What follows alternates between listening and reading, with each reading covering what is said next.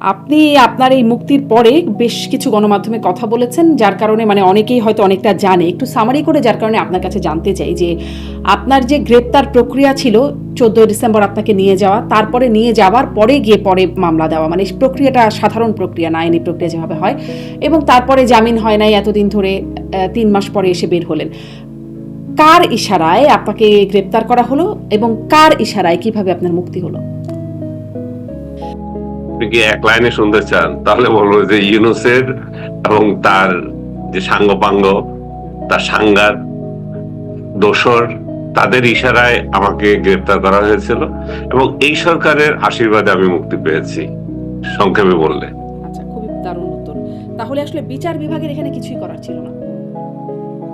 বিচার বিভাগ যেটা হচ্ছে, ইন্ডিভিজুয়ালি যদি সরকার পদক্ষেপ নেয় হয়তো নিচ্ছে, কিন্তু ইউনূস যে একটা দুঃশাসন চালু করে দিয়ে গেছে সেটারই কন্টিনিউশন চলতেছে বিচার বিভাগে, এখনো পুলিশ প্রশাসনে এখনো সেটাই চলতেছে। এখানে এখানে পরিবর্তনটা খুব কম হয়েছে। আমি এটা এটা এটা এটা এখন মানুষ বুঝতে পারছে না। আমি এটা যাতে আরো উপলব্ধি করতে পারে সেই জন্য 111 এর উদাহরণটা দিয়েছিলাম বারবার, যে 1/11 সরকার যেটা প্রতিষ্ঠিত হয়েছিল, মঈনুদ্দিন ফখরুদ্দিনের যে সরকার, তারা আপনি যদি খেয়াল করেন, আমাদের যদি আপনার ওই সময়ের ঘটনাবলী যদি আপনার মনে থাকে, এই গুম খুন হত্যা তুলে আনা, এজেন্সিকে কাজে লাগানো, এই কালচারটা কিন্তু তখন থেকে শুরু হয়েছিল।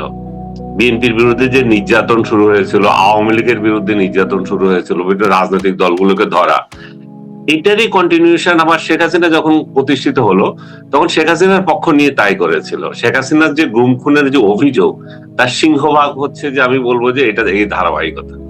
এখনো ঠিক একই কাণ্ড হচ্ছে। এই যে এখন যা কিছু হচ্ছে আদালতে, সেটা কিন্তু এই ইউনূসের ঝঞ্ঝাটের ধারাবাহিকতা।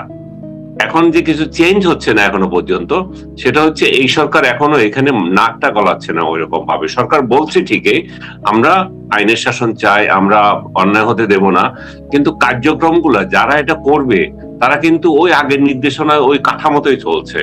একদম সহজ করে যদি আপনাকে বলি, এখানে আইনের বেআইনি কাজকর্ম চলছে, উচ্চ আদালত থেকে নিম্ন আদালত, সব জায়গায় অর্থ একটা লেনদেনের বড় একটা বিষয় দাঁড়িয়েছে। আচ্ছা, এবং এটা আগে থেকে সুনির্দিষ্ট জায়গায় একটু প্রশ্ন করি। তাহলে এই বিষয়টা এরকম, আপনি বলছিলেন ডক্টর ইউনূস এবং তার সাঙ্গপাঙ্গদের দ্বারা, মানে তাদের কারণে আপনার বা তাদের ইশারায় আপনি গ্রেপ্তার হলেন এবং এই সরকারের আশীর্বাদে। তাহলে বিচার বিভাগটা অনেকটা পুতুল, যেমনে নাচাও তেমনে নাচি, এরকম একটা অবস্থায়। ঠিক ওইভাবে বলতে চাই না। আমি যেটা বলতে চাচ্ছি, বিচার বিভাগে ওইভাবে পরিবর্তন, বিচার বিভাগ তো আপনি যদি দেখেন আমাদের নিম্ন আদালত, সেটাকে যুগ যুগ ধরে কিন্তু এটা সরকারের একটা আহ যতই আমরা স্বাধীন বলছি, সরকারের একটা নিয়ন্ত্রণ রয়ে গেছে। এটা ওইভাবে স্বাধীন হয় নাই। কিন্তু এখন যেটা হচ্ছে ঠিক একইভাবে সরকার মামলাগুলো যাচ্ছে নিম্ন আদালতে। অনেক এই এই এই এই সরকারের পরিবর্তন, এই সরকার আসার পর যেটা পরিবর্তন হয়েছে, নিম্ন আদালতে অনেকে কিন্তু এখন জামিন পাচ্ছে। এটা একটা ভালো দিক। আমি এটা এটা এটা এটা একটু অ্যাড করতে চাই। নিম্ন আদালতে অনেকে পাচ্ছে, কিন্তু আমার যে মামলা যেগুলো ছিল মনে করেন, সেগুলো নিম্ন আদালতে পাওয়ার কোনো স্কোপ ছিল না যে উচ্চ আদালতে যাও। প্রথমে আপনি ম্যাজিস্ট্রেট কোর্টে যাবেন, তারপর আপনি জজ কোর্টে যাবেন, দুই জায়গা থেকে আপনাকে নো করবে এবং এটা দৌড় দিয়ে আনবেন আপনি হাইকোর্টে। এই কালচার গত 18 মাস ধরে চলেছে। 18 মাস পরে এসে এখন দেখা যাচ্ছে যে ছোটখাটো মামলা, যে যে মানে মামলা যেগুলো আছে ছোটখাটো বলতে হচ্ছে যে মানে লো প্রোফাইলের লোকজন যেগুলাকে গ্রেপ্তার করেছিল, তারা অনেকে এখন লো লো মানে জজ কোর্ট থেকে মুক্তি পাচ্ছে বা ম্যাজিস্ট্রেট কোর্ট থেকে 2-4 জন পাচ্ছে। কিন্তু এই যে কালচারটা রয়ে গেছে যে এই মামলাটা আমার এখানে রায় না, এটা উচ্চ আদালতে যাবে। বিশেষ করে সন্ত্রাস বিরোধী মামলার যে মামলার মেরিট সব যদি চিন্তা করে কিছুই না, কিন্তু মামলা বিরাট একটা আইনের ধারা মারা এমন ভাবে তৈরি করে দিচ্ছে, এটা সবগুলো যাচ্ছে হাইকোর্ট এবং হাইকোর্ট সেটা রিজেক্ট করছে যে এটা কোনো মামলাই হয় না। হাইকোর্ট রিজেক্ট করছে, মানে হাইকোর্ট মামলা কয়বার আবেদন করেছেন, কয়বার রিজেক্ট হলো? আমার হাইকোর্টে একবার করেছি আমি, আর নিম্ন আদালতে আমি 3বার রিজেক্ট হয়েছি। আচ্ছা, এই যে আপনি বলছিলেন অনেক আর্থিক লেনদেনের জায়গায়, আপনাকে কি কোনো আর্থিক লেনদেন করতে হয়েছে? আমাকে আর্থিক লেনদেন করতে হয়নি, কারণ হচ্ছে আমি তো আশীর্বাদে আছি, আপনাকে বললাম না।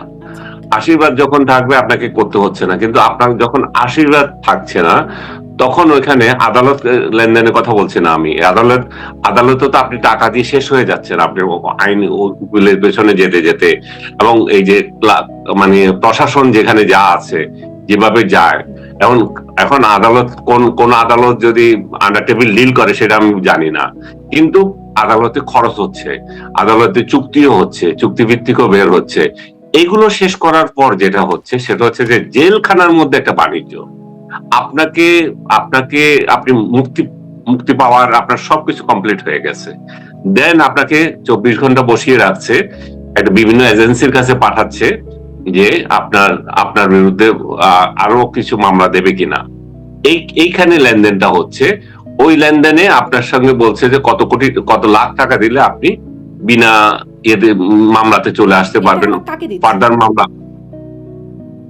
এটা পুলিশ প্রশাসন এবং জেল কর্তৃপক্ষ দুই দলেরই আছে। কাকে পায় আমি জানি না। এবং আমার নিজের চোখের সামনে একজন 10 লাখ টাকা দিল, সে 3 দিন ধরে বসেছিল, তাকে কোনো মুক্তি দেওয়া হচ্ছিল না। সে একজন উপজেলা চেয়ারম্যান ছিল সাবেক, 3 দিন ধরে বসেছিল। আমি নামটা বলতে চাই না, কারণ এটা একটা তার সে আবার বিপদে পড়বে। 3 দিন ধরে বসেছিল, বেচারা এত হতাশ, তার বিরুদ্ধে 15-16টা মামলায় দিয়েছিল এবং সবগুলোতে সে জামিন নিয়েছিল।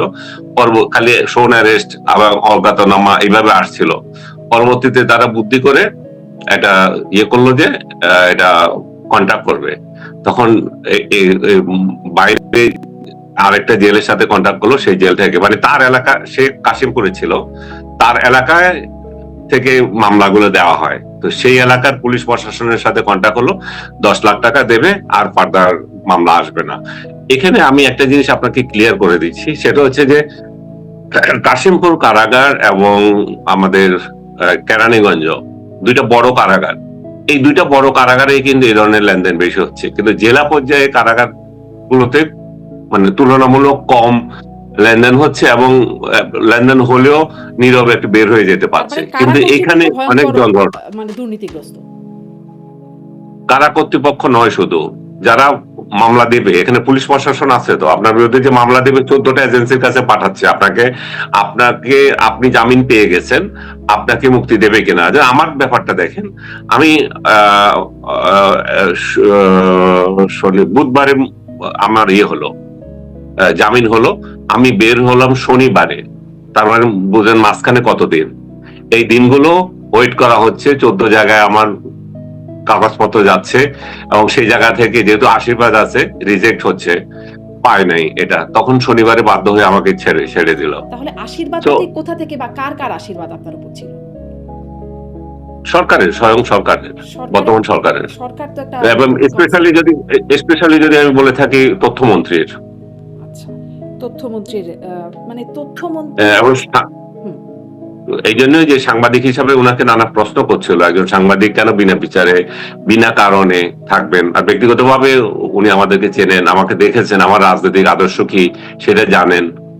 এগুলোর প্রেক্ষিতে যারা আমাকে আওয়ামী লীগ বানাতে চাচ্ছে বা ট্র্যাক দিতে চাচ্ছে, উনি জানেন যে এগুলো সত্য না। এই ক্ষেত্রে উনি সহযোগিতা করেছেন। উনি যার কাছ থেকে অনুমতি নেওয়ার সে কাছ থেকে নিয়েছেন। মোট কথা বলতে চাচ্ছি যে আমি সরকারের আশীর্বাদ ছাড়া আমার পক্ষে সম্ভব ছিল না যে বের হয়ে আসা। মানে আসলে তাহলে যারা আপনার না হয় সরকারের আশীর্বাদ পাবার একটা সুযোগ ছিল, আপনি চেনা মুখ, যোগাযোগ আছে অনেক পর্যায়ে, কিন্তু যাদের আসলে সেই যোগাযোগটা নাই, তাদের মানে সেই দুর্বিষহ জীবনটাই কাটাতে হচ্ছে। সব যোগাযোগ তো সবার আছে, যোগাযোগ যে আমার যে বিস্তৃত তা না। কথা হচ্ছে আপনাকে ছাড়তে দেবে কিনা, এই যে সিদ্ধান্ত, সেই সিদ্ধান্ত দেওয়ার জায়গাটা আপনার আছে কিনা। এবং এখানে তো টাকা পয়সার বিষয় ছিল না। আর যাদের টাকা পয়সা আছে তারা ওইভাবে ম্যানেজ করছে অনেক জায়গায়।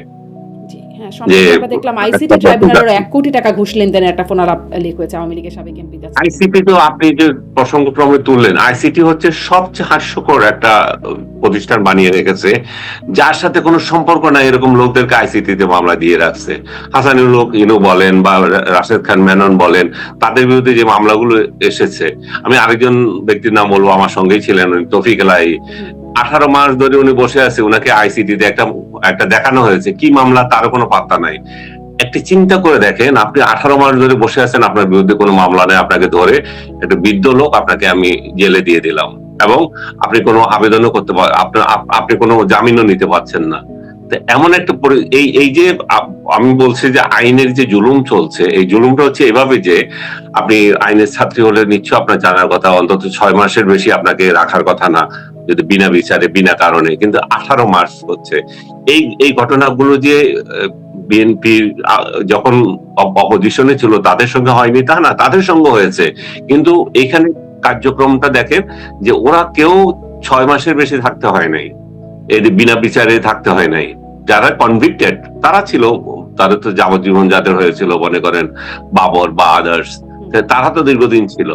কিন্তু যাদের বিচার যাদেরকে তাৎক্ষণিকভাবে ধরে নিয়েছে, বিশেষ উপলক্ষে ধরে নিত, 3 মাসের মাথায় হয়তো ছেড়ে দিয়েছে। এটা এটা মির্জা ফখরুল থেকে শুরু করে অনেকের সঙ্গে হয়েছে। ফখরুল সাহেব সবচেয়ে বেশি নির্যাতিত হয়েছেন, আরো কয়েকজন নেতা নির্যাতিত হয়েছেন, কিন্তু আপনি যদি হিসাব করে দেখেন তারা কেউ 6 মাসের উপর, 3 মাস 6 মাসের উপরে কেউ একটানা জেলে ছিল না, কিন্তু এখন 18 মাসও চলতেছে এক একজনের। তো এই জায়গায় হচ্ছে অবিচারটা। আচ্ছা, অবিচারের মানে ধাপে ধাপে আরেকটু শুনতে চাইবো, কিন্তু আপনি ওইখানটাও একটু শুনে নিই। যদিও আপনি বিভিন্ন গণমাধ্যমে বলেছেন, তারপরেও আমার দর্শকদের জন্য একটু বলেন, ইউনূসের সাঙ্গপাঙ্গ বা দোসর কারা আসলে আপনার গ্রেপ্তারের পেছনে ইশারায় ছিল? এরা বাইরে থেকে 2জন ইউটিউবার অনবরত প্রচার চালিয়েছে। এনসিপির কিছু লোক এটাতে প্রভাবিত হয়েছে এবং এরা আমার বিরুদ্ধে এবং ইয়ের উপদেষ্টার প্রেস সচিব এবং আদার্স ওখান থেকে, এবং এই যে মূর্খ বলবো এই লোকটাকে, যে স্বরাষ্ট্রমন্ত্রী, তাকে দিয়েছে। সে তো কি হয় না হয় কিছু জানে না, দিয়েছে, শ্রোতা পেয়েছে, এদেরকে ধরতে হবে। সকালবেলায় অর্ডার দিয়েছে কমিশনারকে, বিকালবেলায় আমাকে আমার ফোন ট্র্যাক করে আমাকে সন্ধ্যা রাতের মধ্যে গ্রেফতার করেছে। তো এগুলো হচ্ছে যে এগুলো সংঘবদ্ধভাবে দীর্ঘদিন আমার বিরুদ্ধে ক্যাম্পেইন চালিয়ে আসছিল যে একে ধরতে হবে। কেন? সে হচ্ছে শেখ হাসিনার সাংঘাত হয়ে গেছে। কেন? শেখ হাসিনাকে ফিরিয়ে আনতে চায়। ইউনূসের যখন সমালোচনা করলো, আপনার সঙ্গে তো আমি বহু টক শো করেছি, আমি এমন কি বলেছি যে ইউনূসের বিরুদ্ধে, যেটার জন্য আমাকে মনে করতে পারে যে আমি সরকারের বিরুদ্ধে চলে গেছি, এমন ভাবে যে আমি বিরোধী শেখ হাসিনার পক্ষের লোক। আমি একেবারে টানা 6 মাস আমি চ্যালেঞ্জ দিয়ে বলছি, ইউনূস ক্ষমতা আসলো এবং 6 মাস একদম টানা ডে ওয়াইজ আপনি যদি হিসাব করেন, আমি একটা শব্দ তার বিরুদ্ধে লিখি নাই। আমার অনেক অনেক লেখা তার পক্ষে, এবং আমি অনেক তার পক্ষে লিখেছি বলে আওয়ামী লীগের লোকজন আমাকে গালাগালি করেছে, কিন্তু আমি ডেলিভারিটি লিখেছি এই জন্য যে একটা সরকার ক্ষমতা আসলে 6টা মাস তার অধিকার থাকে। 17টা বছর একজন শাসন করেছিল, সেই জায়গায় আরেকজন এসছে, পরের দিন আমি তো চেঞ্জ দেখবো না। আমি 6 মাস অপেক্ষা করেছি, আমি দেখেছি তারা কি করে, কিন্তু না, দেখলাম যে এই যে 6 মাস গেল, সেই 6 মাস ছিল লুটের রাজত্ব, মবের রাজত্ব, এবং বাংলাদেশের স্বাধীনতার বিরোধী যত চক্রান্ত করা যায়, বাংলাদেশের 71কে নিয়ে যত ডিফেম করা যায়, বঙ্গবন্ধুকে কত হেয় করা যায়, এবং আওয়ামী লীগ নামের একটা রাজনৈতিক দল, সেটাকে কিভাবে নিঃশেষ করা যায়, এটাই ছিল ডক্টর ইউনূসের মেইন মিশন। আর নিজের আখের গোছানো, যে গ্রামীণ ব্যাংকের শেয়ার বাড়িয়ে দেওয়া, নিজের সরকারের কমিয়ে দেওয়া, তারপরে ওয়ালেট তৈরি করা, বিশ্ববিদ্যালয় নেওয়া, তারপর রিক্রুটিং এজেন্সি তৈরি করা, কি না করেছে। এবং সর্বশেষ বাটপাড়িটা যেটা করেছে, যেটা আমার সঙ্গে এটা রিলেটেড হয়, যে আমার বিরুদ্ধে একটা দুদক দিয়ে মামলা করে দিয়েছে, যেহেতু আমাকে ডিফেম অন্যভাবে করা যাচ্ছে না, আমার মামলাটা ভুয়া, আমার সন্তান বিরোধী মামলা, তখন আমাকে দুদক দিয়ে একটা মামলা দিয়ে দিল। দুদক আপনি ইচ্ছা করলে যে কারো বিরুদ্ধে বাংলাদেশে লাগিয়ে দিতে পারেন। অভিযোগটা কি? আমার অ্যাকাউন্টে 3 কোটি টাকা বাড়তি আছে, যেটা প্রদর্শিত হয় নাই। সো আমি জমি বিক্রি করেছি এই মাস, এই 14 তারিখের পরে আমার এটা হবে। আমি গত বছর রাজনৈতিক ডামাডোলে আমি দিতে পারি নাই, এই বছর দেবো, এবং সেটা সিম্পল ব্যাপার, আপনি জরিমানা দিয়ে আপনি পরের বছর দেবেন। আমি তো এটা লুকাই আমার খাটের নিচে টাকা রাখি নাই, আমি তো ব্যাংকে রেখেছি। এখন যখন মামলা হলো, ব্যাংকালারা আমার কাছে চাইলো এই টাকা কোথা থেকে আসলো, আমি তাদেরকে দিলাম কোন চেকে আসছে, কিভাবে আসছে, আমার জমি বিক্রি করার টাকা, তারা সন্তুষ্ট, এবং আমাকে হয়তো অর্ডার দেবে যে তুমি জরিমানা দিয়ে এটা দিয়ে দাও। এটা হচ্ছে সিম্পল ব্যাপার, এবং এটা দুনিয়ার সবার ক্ষেত্রে হতে পারে। এবং কিন্তু এই বাটপার বলবো ডক্টর ইউনূস, সে নিজে 666 কোটি টাকা, আপনি নিশ্চয়ই জানেন এটা, যে তার আয়কর দিয়েছিল, যেটা আদালত দিয়ে যেটা দিয়েছিল, সেটা সে ক্ষমতায় বসে সেটাকে সে ইয়ে করে দিল, ইরেজ করে দিল, না এটা দিতে হবে না। 666 কোটি টাকা কার টাকা? এগুলো জনগণের টাকা। এই জনগণের টাকা সে মাফ করার কে ক্ষমতায় বসে? তাহলে আমার সাথে একটা করে আর নিজের বেলায় কি করে? এই যে মকারি, এই যে বাটপারি, এই যে বেহায়াপনা, এগুলো তো তার শাসনে দেখেছি আমরা। তো তার এগুলোকে সমালোচনা করবো না? ডক্টর ইউনূস সহ সাঙ্গপাঙ্গদের কথা বলছেন, আমি শুনছিলাম আপনি শফিকুল আলমের কথা বললেন, বিদেশে অবস্থানরত 2 ইউটিউবারের কথা বলছেন, আপনি কি পিনাকি ভট্টাচার্য, ইলিয়াস হোসেন তাদের কথা বলছেন নিশ্চয়ই। আমি তাদেরকেও দেখেছি ওই সময়, মানে ওই সময়ও যেহেতু আপনি সেই সময়ও লেখালেখি করতেন ফেসবুকে বিভিন্ন সময়, কিন্তু তারা কিন্তু আপনার গ্রেপ্তারের পরে এরকম স্ট্যাটাসও দিয়েছেন, রইল বাকি 2। তারা আব্দুল নূর তুষার এবং মাসুদ কামাল অনেক সময় তাদের ছবি দিয়ে এরকমটা লিখেছেন, বা এরকম সামাজিক যোগাযোগ। তাদের তো গ্রেপ্তার করা হলো না, মানে আপনি কেন, ওনারা নন কেন, এটার কোনো ব্যাখ্যা আছে? আমি জানি না, তবে হয়তো এটা হতে পারে যে একটা এর সামাল দিতে পারছি না, রইল বাকি 2টারে কেমনে সামাল দেব, সেই জন্য হয়তো দেয় নাই। আচ্ছা, হয়তো হ্যাঁ। আপনি বলছিলেন যারা আসলে সামাল দিতে পারে না, মানে এটা তো আপনি কি মনে করেন যে আমার গ্রেপ্তার কি প্রতিবাদ করেনি কেউ? অনেক সে প্রতিবাদ সে জনগণের পর্যায়ে তো হয়েছে, ব্যক্তিগত পর্যায়ে হয়তো হয়েছে, সারা বাংলাদেশে হয়েছে, দেশের বাইরে হয়েছে, ইন্টারন্যাশনাল কমিউনিটি করেছে। আর কি তখন যখন দেখছে যে এটাকে তো ধরা হলো আর বাকিগুলো এখন না ধরলো হলো। এবং আমাকে সবচেয়ে বড় যে অভিযোগটা আমার উপর আনলো এরা, আমি জুলাইয়ের বিরুদ্ধে লোক। জুলাইয়ের 2টা ইভেন্ট আপনি যদি খেয়াল করে থাকেন, একটা হচ্ছে আবু সাইদ যেদিন মারা গেল সেদিন থেকে জুলাই পরিবর্তন হয়ে গেল। আরেকটা ইভেন্ট হলো শহীদ মিনারে শেখ হাসিনার 3 তারিখে গিয়ে শেখ হাসিনার পদত্যাগ দাবি করে 1 দফা দেওয়া। এই 2টাই আমি সমর্থন করেছি, এই 2টাই আমার ফেসবুকে আছে, এবং শেখ হাসিনাকে পদত্যাগ করার জন্য আমি নিজেই লিখেছি, এবং আমার সেই স্ট্যাটাস আসিফ নজরুল সগৌরবে প্রচার করেছেন, হ্যাঁ, শেয়ার দিয়েছেন। সো এগুলো এগুলো তো ইতিহাস। তো আপনি যখন আবু সাইদকে আমি হত্যার প্রতিবাদ করেছি, আমি শেখ হাসিনার পদত্যাগ চেয়েছি, আমি 3 তারিখের যে সমাবেশ সেখান থেকে বলছে না ইটস বোল্ড এন্ড ক্লিয়ার, আপনি যান। আর কিভাবে জুলাই সমর্থন করতে হবে? রাস্তায় নেমে বুকে ইয়ে দিতে হবে আমি সাংবাদিক হিসাবে? এখন আমি মানে ওই শব্দটা কয়েকদিন আগে বলেছিল যে আমাদের এখন বর্তমান আইজি যিনি আছেন পুলিশের, যে জুলাই কারো বাপের না।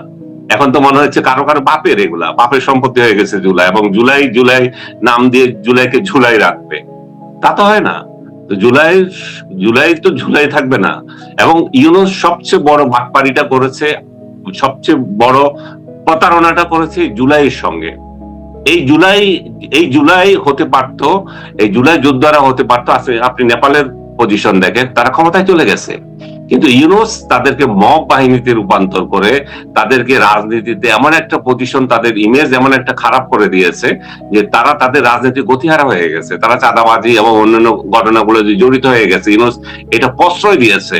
এই প্রশ্রয়ের কারণে তাদের বদনামটা এমন ভাবে হলো, তারা মাত্র এখন জামাতের সাথে রিলেশন করে একটা 6টা সিট পেতে যাচ্ছে। তারা জামাতের সাথে রিলেশন করার তো দরকার ছিল না, তাদেরকে আমার মতো লোকই তো রাস্তায় নেমে সমর্থন করার কথা ছিল, তারা যাবে, তারা ইয়ে করবে। কিন্তু ইউনূস এই প্রতারণাটা এদেরকে তাদের গুপ্ত জাতির পিতা হয়ে তাদেরকে সর্বনাশটা করেছে। আরো বড় সর্বনাশটা করেছে যারা জুলাই শহীদ হয়েছে। এই শহীদ পরিবারগুলোর সাথে প্রতারণা হয়েছে এইভাবে যে আপনি একটা হত্যা মামলায় 600, 700, 1000-এর বেশি, 13,000ও পাবলিক জড়িয়ে দিয়েছে, এমনও আছে। তো এইগুলা করা মানে কি? এই মামলাগুলোর কোনো মেরিট থাকছে? এবং এই মামলাগুলো প্রকৃত রিয়েল যে ক্রিমিনাল, সেই ক্রিমিনালকে কি ধরা যাচ্ছে? আদালত তো অন্ধ না। এখন কি পরিস্থিতির পরিবর্তন? না, আমি সেটাই বলছি যে আমি আপনাদেরকে যেটা বলছি, আদালত যেহেতু অন্ধ না, তাহলে এই মামলাগুলোতে কিছু থাকবে না। তাহলে এই মামলাগুলো এই মামলাগুলো বিচার না পাওয়া, তার মানে শহীদদের সঙ্গে আপনার প্রতারণা। এই শহীদরা তো বিচার পাচ্ছে না। এই শহীদরা তাহলে কার জন্য বিচার পাচ্ছে না? ইউনূসের কারণে, ইউনূসের পলিসির কারণে, এবং তার আরেক বাটপার সহযোগী আসিফ নজরুলের কারণে। তাহলে এই 2 জনের কারণেই তো হবে এই ঘটনা। তাহলে শহীদের সবচেয়ে বাটপার এটা তো হলো এই জায়গায়, আমাদের সাথে না, শুধু জাতির সাথে না। আর আপনার সাথেও যে হয়রানির বিষয়টা বলছেন আপনি, এর জন্য কি আপনি নিজে কোনো আইনি প্রতিকার চাইবেন? আগে তো আমি এটা থেকে রক্ষা পেতে হবে। আমার মামলা তো শেষ হয়ে যায়নি। মানে আমি প্রতিকার পাবো কিনা সেটা সময় হলে দেখা যাবে। সময়তে শেষ হয়ে যায় নাই। বঙ্গবন্ধু হত্যার কত বছর পর তার বিচার হয়েছিল। এখন বহু মামলা হচ্ছে শেখ হাসিনার বিরুদ্ধে, অমুকের বিরুদ্ধে, তমুকের বিরুদ্ধে, কত বছর পরে হচ্ছে। সে তখন দেখা যাবে যারা এগুলো করেছিল, যারা মনে করে যে ইনডেমনিটি দিয়ে সবকিছু শেষ হয়ে যায়, ইনডেমনিটি নিয়ে আমাদের সবকিছু শেষ হয়ে যাবে, আমরা বিদেশে পালিয়ে যাব, এখন যা কিছু ডক্টর ইউনূসের ডাস্টবিন কমিটিতে থেকে মানে উপদেষ্টা হয়ে আমাদের সবকিছু মাফ হয়ে যাবে, সেটা তো হবে না। বাংলাদেশে তো এর হিসাব হবে।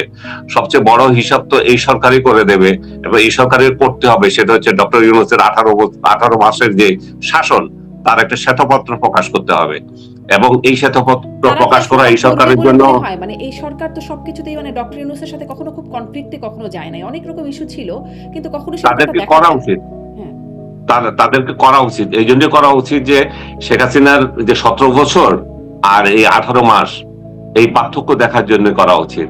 প্রত্যেকটা খাত কিভাবে ধ্বংস হয়েছে, আগে কত ছিল আর এখন কত ছিল, এই 18 মাসে কি হয়েছে আর 17 বছরে কি হয়েছে, এই তুলনা যদি ওনারা করতে না পারেন, তাহলে ওনারা কিভাবে কন্ট্রিবিউশন করবেন ওই সমস্ত খাতগুলোতে। ওনারা তো একটা একটা একটা যদি রুগ্ন বিষয়কে যদি ঠিক করতে হয়, তাই মেডিসিন তো দিতে হবে। মেডিসিন দেওয়ার জন্য তো ডক্টর ইউনূসের 17 বছরের শ্বেতপত্র প্রকাশ করা উচিত, এবং শেখ হাসিনার 17 বছরেরও শ্বেতপত্র প্রকাশ করা, এবং এই ইউনূসের 18 মাসেরও শ্বেতপত্র প্রকাশ করা উচিত। তাহলে ক্লিয়ার হয়ে যাবে কে আসলে কত আবর্জনা ছড়িয়েছিল, কে কত অপশাসন করেছিল। জি। এখন একটু যদি সুশাসন আসে তাইলেই একটু রক্ষা পাই আমরা। এখন মানে আপনি বলছিলেন যে ওই যে সাঙ্গপাঙ্গদের কথা, আপনি আরো একটা গণমাধ্যমে কোথাও এক জায়গায় বলেছেন যে মানে শফিকুল আলমের কথা আপনি বললেন, সাবেক প্রেস সচিব, আপনি গোলাম মর্তুজার কথাও বলেছেন। আমার অনুষ্ঠানে আমি দুজনের সাথেই কথা বলেছি এবং দুজনকেই জিজ্ঞাসা করেছি। আমি শফিকুল আলমকে যখন জিজ্ঞাসা করেছি, তিনি বলছেন আপনার বিরুদ্ধে সুনির্দিষ্ট অভিযোগ আছে। আমি জিজ্ঞাসা করেছিলাম অভিযোগটা কি, তিনি বলছেন দেখে বলতে হবে, তিনি বলতে পারবেন না। আমি গোলাম মর্তুজাকে জিজ্ঞাসা করেছিলাম, তিনি বলেছেন যে আপনাকে এবং আবু আলম শহীদ খান এই দুজনকে গ্রেপ্তার করা অন্তর্বর্তীকালীন সরকারের ভুল সিদ্ধান্ত ছিল। আমি জিজ্ঞাসা করেছিলাম আপনি কি এই যে এই সরকারের গুরুত্বপূর্ণ জায়গায় আছেন, কথা বলেছেন, আপনার তো সেই জায়গাটা আছে কথা বলার। তিনি বলেছেন তিনি মানে যেটা ফোরাম সেখানে তিনি কথা বলেছেন, কিন্তু সেই ফোরামে কথা বলে কোনো কাজ হয় নাই, সেটা আমরা দৃশ্যমান, সেটিও আমি তাকে বলেছিলাম। মানে এইরকম হচ্ছে তাদের উত্তর। আপনি কি তার প্রেক্ষিতে কিছু বলবেন? মর্তুজার প্রেক্ষিতে আমি কি বলবো? মর্তুজার তো এখানে সে সরকারি চাকরি করে, সে গোলামি চাকরি নিয়েছে, যে গোলামি তো করতে হবে তাকে, সে গোলামিটাকে ঠিক মতো করুক।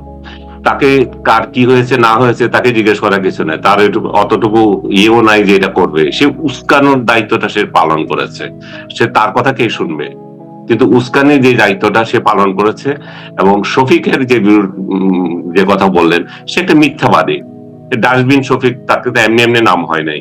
সে যে করেছে সেটা তো আমার কাছে প্রমাণ আছে, আমার কাছে তথ্য আছে, আমাকে তো বলেছে যে কে এটার পেছনে ছিল। কে বলেছে? কে? হ্যাঁ, কে বলেছে? কে বলেছে? আমার সোর্স তো আপনাকে বলবো না, পুলিশ প্রশাসন থেকে বলা হয়েছে। আচ্ছা, তারপরে আপনাকে যে নিয়ে রিমান্ডে নিল, সেখানে আপনি বলেছেন বিভিন্ন গণমাধ্যমে যে আপনাকে কোনো শারীরিক নির্যাতন বা সেরকমটা হয় নাই। নর্মালি আমরা শুনি রিমান্ডে নাকি অনেক নির্যাতন হয়।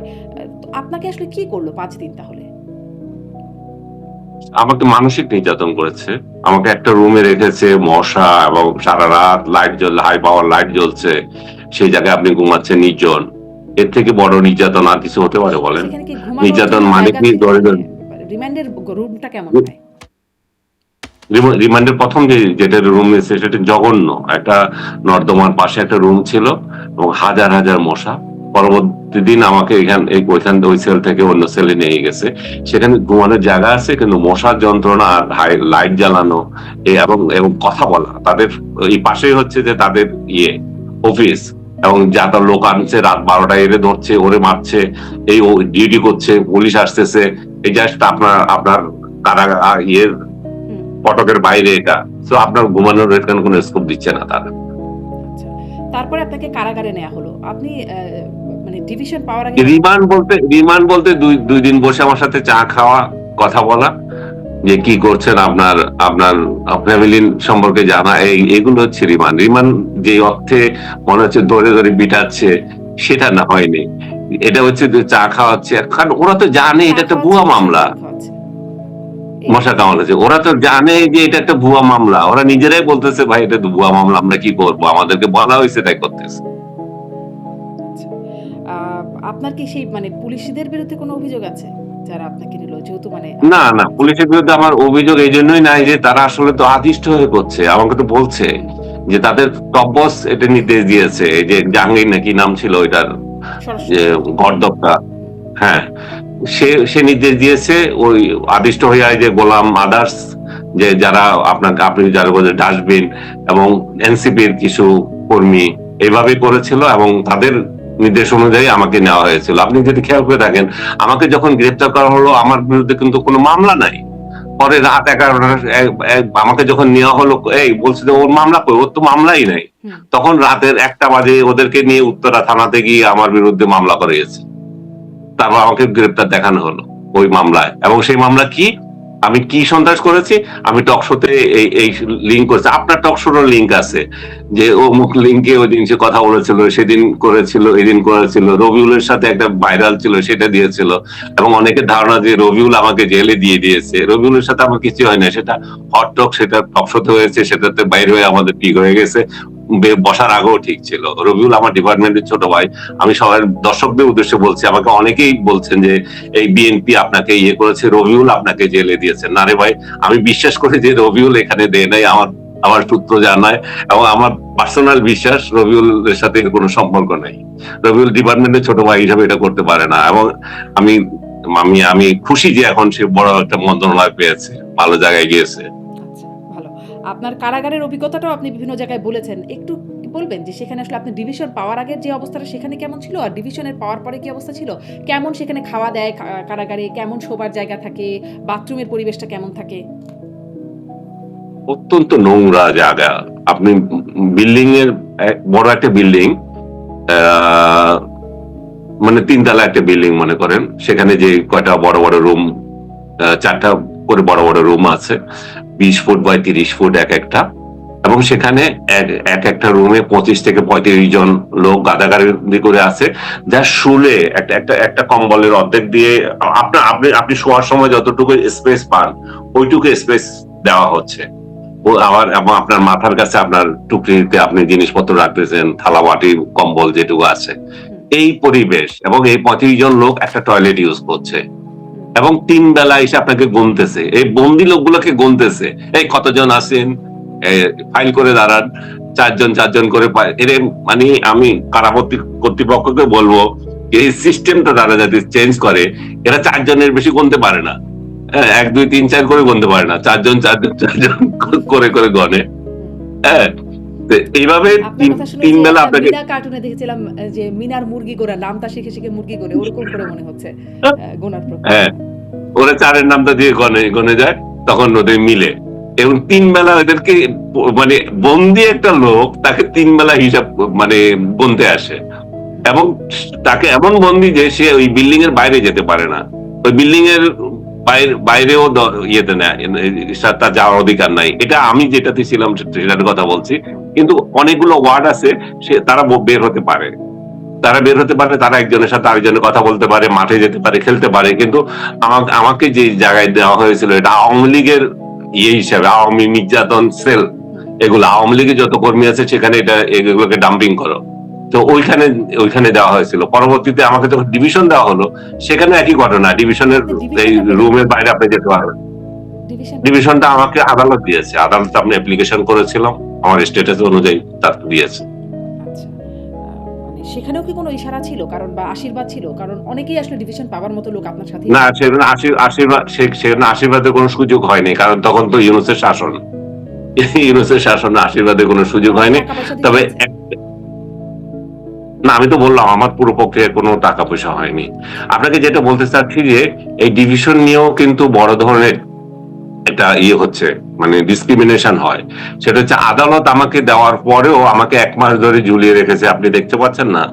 তো 1 মাস তো আমাকে দেয় নেই, 1 মাস তো আমাকে ওই 200 দিন কাটাতে হয়েছে। পরবর্তীতে যেটা হয়েছে, আরেকটা যেটা আওয়ামী লীগ সরকার বিএনপির জন্য একটা খাত তৈরি করে গিয়েছিল যে এমপিরা কিন্তু আগে ডিভিশন সরাসরি পেত। হ্যাঁ, আওয়ামী লীগ সরকার সেটা কেটে দিয়েছে। এখন তাদের এমপি গুলা রাস্তায় রাস্তায় ঘুরে, যে ডিভিশন পেতে হলে আদালতে অ্যাপ্লিকেশন করতে হয়, তার আগে 6 মাস 2 মাস ওই গাদাগাদি করে ওইভাবে থাকতে হয় এক রুমে 35 জন, তাদের সঙ্গে ছিল এখনো আওয়ামী লীগের সম্ভবত 30 জন এমপি আছে যারা ডিভিশন পায় নাই। আর অনেকগুলো ডিভিশন পেয়েছে, তারা বিশেষ কারাগার বলে একটা কারাগার তৈরি করেছে, তাদের তাদের জায়গাটা দিয়েছে কেরানীগঞ্জে।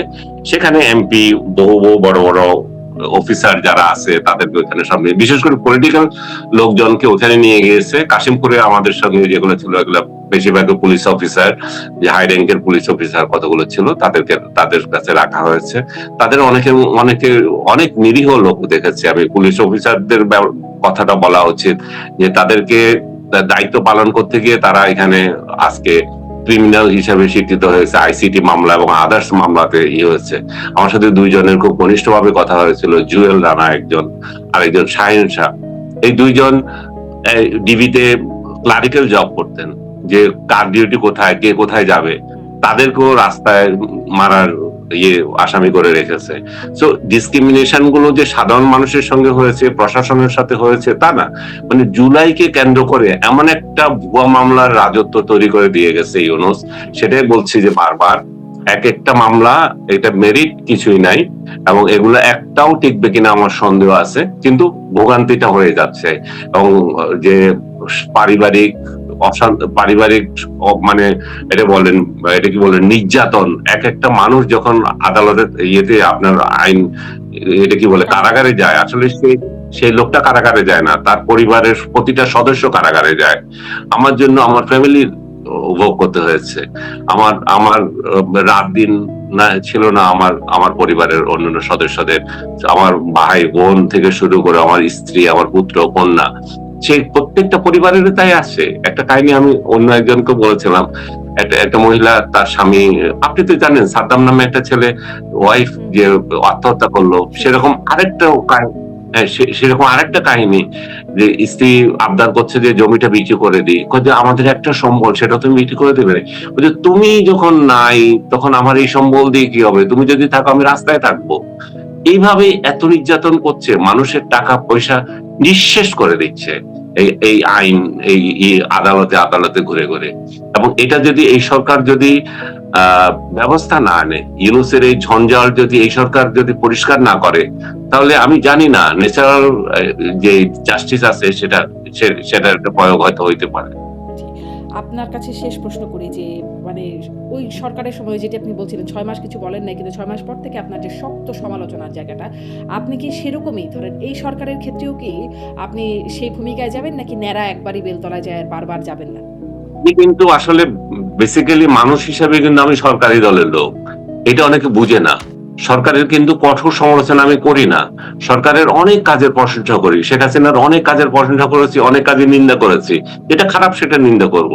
আমি ওই পলিসির লোক যে সরকারকে অহেতুক সরকারের বিরোধিতা করতে হবে, আমার একটা সিল থাকবে, আমার কেন সিল থাকতে হবে সাংবাদিক হিসাবে? আমি যেটা অন্যায় সেটা বলবো, আমি তো আদালতে বলেছি, আমি ক্ষমতাকে প্রশ্ন করি, আমি অন্যায়কে প্রশ্ন করব সাংবাদিক হিসাবে, এটাই আমার দায়িত্ব, এটাই আমার জব। কোন দলের দলীয় দালাল হওয়া তো আমার বিষয় না। এবং এই ইউনূস আমাকে দলীয় দালাল বানাতে চেয়েছিল, বলতে পারে নাই বলে তার এত সমস্যা। আমাকে কিছু কিছু লোক দলীয় দালাল বানাতে চায়, আমাকে আমি তোমার সমর্থন করছি না তার মানে হচ্ছে তুমি অন্য দলের। হ্যাঁ, ইউনূসের সমালোচনা করছি আমি, তার মানে আমি শেখ হাসিনা ইয়েতে। আপনি যদি খুব ভালো করে যদি খেয়াল করে থাকেন, 17 বছরের শাসনে শেখ হাসিনার 3 বছর আমি চাকরি করে নেই কেন? ও তো আমাদের পক্ষে না, ও আমাদের লোক না। ওবায়দুল কাদেরই বলেছে ও তো আমাদের লোক না, একদিন একটু পার্টিতে বলতেছে ও তো আমাদের লোক না। আমাদের লোক মানে হচ্ছে গোলাম হতে হবে। তোর গোলাম কেন হতে যাব আমি? কোন রাজনৈতিক দলের গোলাম কেন আমি হতে যাব?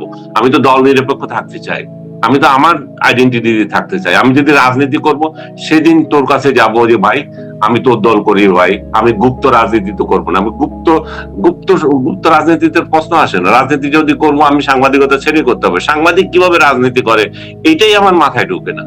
সাংবাদিকের একটা রাজনৈতিক বিশ্বাস থাকবে, কিন্তু সে কেন জাতীয়তাবাদী অমুক, আওয়ামী অমুক ফোরামের নেতা হবে? আমার পুরো ইতিহাসে আমাকে কোথাও আওয়ামী লীগের কোন কমিটিতে, এই যে যেভাবে আমাদের সাংবাদিকদের বিভিন্ন জায়গায় বিভিন্ন ইয়েতে আছে, কোথাও আছি? আমি কোথাও বিএনপির কোথাও আছি না জামাতের কোথাও আছি? আমি আমার প্রফেশনাল 2-3টে ইনস্টিটিউশন যেগুলো আছে প্রতিষ্ঠান, তার সদস্য। এছাড়া আমি আওয়ামী লীগ, বিএনপি কোন রাজনৈতিক দলের কোন প্রতিষ্ঠানের সাথে আমি জড়িত না। আমি রাজনীতি যেখানে আছে সেখান থেকে আমি মানে দূরে থাকতে চাই। তাই এটা আমার জব না। আমি যেদিন রাজনীতি করবো সেদিন যাব। তার আগে কেন আমি করতে যাব?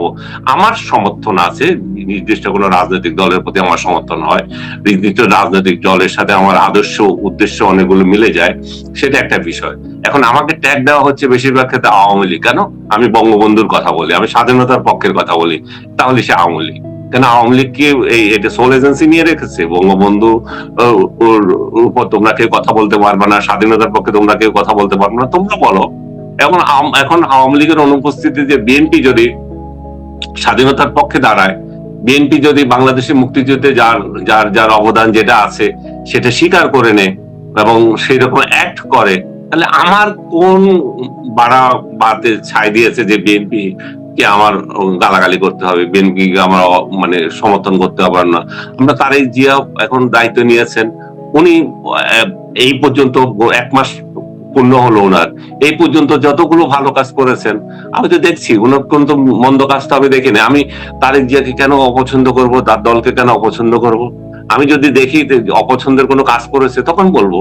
অপছন্দের কাজ একটা পছন্দ হয় নাই সেটা উনার ইয়ে না, যে সংসদে আপনার রাজাকার এবং এদের জন্য ইয়ে করেছে, আপনি দেখেছেন শোক প্রস্তাব করেছে। সেটার সরকারি দল হিসাবে সেটা তাদের সমর্থন করা উচিত হয়নি। সেই জায়গাতে আমার আপত্তি ছিল, অনেকের আপত্তি আছে। তো এই সমস্ত ইস্যুস নিয়ে আমরা কথা বলতে পারি, কিন্তু একটা রাজনৈতিক সরকারের বিরুদ্ধে একটা রাজনৈতিক দলের পক্ষ নিয়ে আমাকে কথা বলতে হবে কেন? সাংবাদিকের দায়িত্ব তো এটা না যে ওই রাজনৈতিক দলটাকে ফেলে দিতে হবে। যে ন্যাড়া কি আবার বেলতলায় যাবে, এই অর্থে মানে এই অর্থে প্রশ্ন করছিলাম যে আপনি কি যেই ভূমিকায় ছিলেন সেই ভূমিকাতেই আপনি নিজেকে রাখতে পারবেন বলে মনে করেন?